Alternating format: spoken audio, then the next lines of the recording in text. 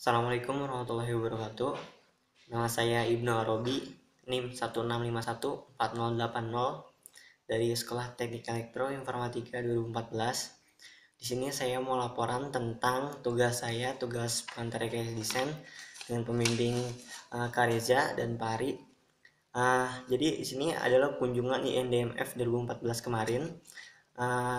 Saya dengan kelompok saya berkunjung ke 5 produk. Yang pertama itu ada New Jalak, terus ada Sisoft, ada Smooth Up, keempat Satelit Simulator, kelima 3D Scanner and Printer. Untuk yang New Jalak ini sebuah produk rancangan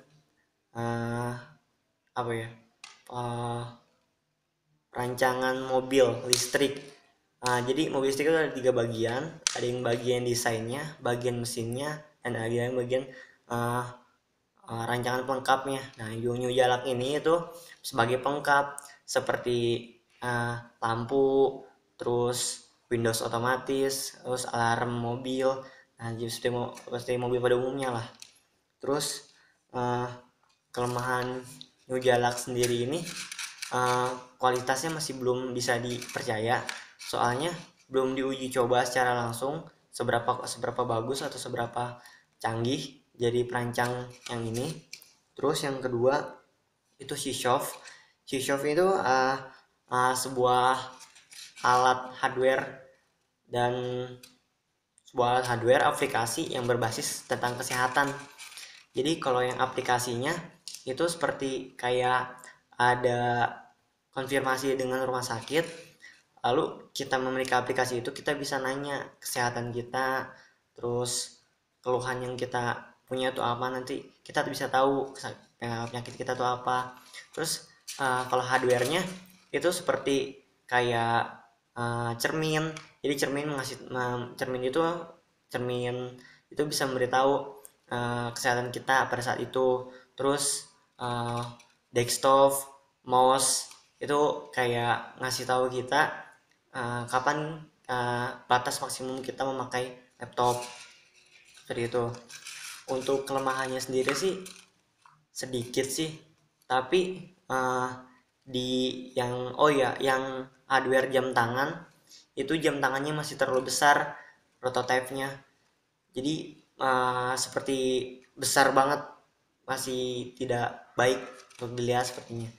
Terus untuk yang Smooth Up ini seperti seperti map pada aplikasi yang lain juga, pengantar peta seperti itu. Tapi di sini petanya berbeda, jadi kita bisa tahu secara detail. Misalkan teman saya ada di mana, kita bisa tahu secara detail lokasinya. Terus kayak lokasi-lokasi bangunan, jalanan, tempat istirahat, tempat rekreasi atau yang lainnya, itu secara detail terlihat jelas di Smooth Up ini. Cuma kelemahannya ini belum bisa memberitahu di mana, seperti misalkan kalau kita nggak bawa kendaraan sendiri kan, kan bisa lihat biasanya di peta. Harusnya kalau misalkan di sini ada kan lebih enak. Jadi di sini nggak ada kayak memberitahu angkutan umum seperti itu. Terus yang keempat itu Satelit simulator ini kayak semacam pelatihan sebelum jadi seorang astronot yang nantinya akan menyetel atau memasang sebuah satelit di sana di luar angkasa. Jadi di sini dipelajari dulu pengetahuannya, agar nanti biar pas di luar angkasa nanti biar nggak canggung.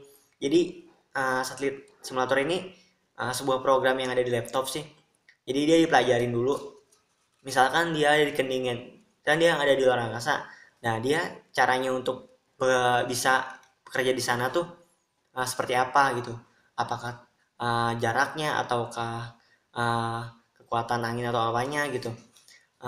Jadi intinya kayak sebelum ke tempat langsung dilatih dulu di sini gitu. Cuma lemahnya di situ masih belum detail. maksudnya masih belum detail tuh tentang jarak dia dan satelit, terus jarak satelit dan bumi, terus rentang waktunya itu masih belum detail di situ lemahnya. Terus 3D scanner and printer. Jadi kayak ada alat robot gitu. Jadi kayak yang pertama sih yang 3D scanner. Jadi kalau misalkan ada benda tiga dimensi, di scan sama dia, langsung di scan sama dia. Terus nah yang 3D printernya dari scan dia langsung nyambung ke 3D printer, langsung dibuat 3D printer pakai pakai bahan plastik. Jadi yang tadi uh, di scan terus langsung dibuat miniaturnya, pakai 3D printer. Di situ, dan itu rentang waktunya tergantung lama pembuatannya tergantung tergantung kesulitan atau kemudahan dari si benda itunya. Jadi kayak misalkan bisa juga dari yang gambar kayak seperti Menara Eiffel, itu kan di scan terus disambung ke 3D printer. Nah, dibuat di 3D printer. Kan kalau Menara Eiffel itu kan detail banget. Jadi antara 2 sampai 3 jam jarak waktunya. Tapi kelemahnya itu kan uh, kedetailannya harus diuji. Nah, di situ detail masih kurang detail. Jadi bentuk kayak misalnya Menara Eiffel kan kayak ada garis-garisnya gitu. Jadi di si alatnya itu belum bisa mencetak sangat detail gitu loh. Jadi kayak misalkan kastil, kastil itu kan banyak persegi-perseginya yang kecil-kecil. Nah, di situ masih lemahnya. Ya, itu buat 3D printer itu buatan sebenarnya buatan Amerika. Namun di sini dibuat lagi.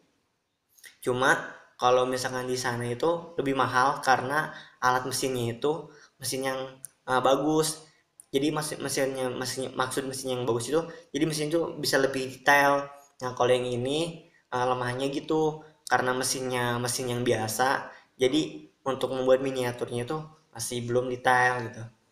Uh, ya seperti itu aja kunjungan dari kelompok saya, dan uh, saya mendapatkan banyak ilmu, banyak wawasan tentang teknologi dari kakak-kakak yang sedang TA itu. Terima kasih kepada Pak Ari dan Kak Reja. Kurang lebihnya mohon maaf. Sekian. Wassalamualaikum warahmatullahi wabarakatuh.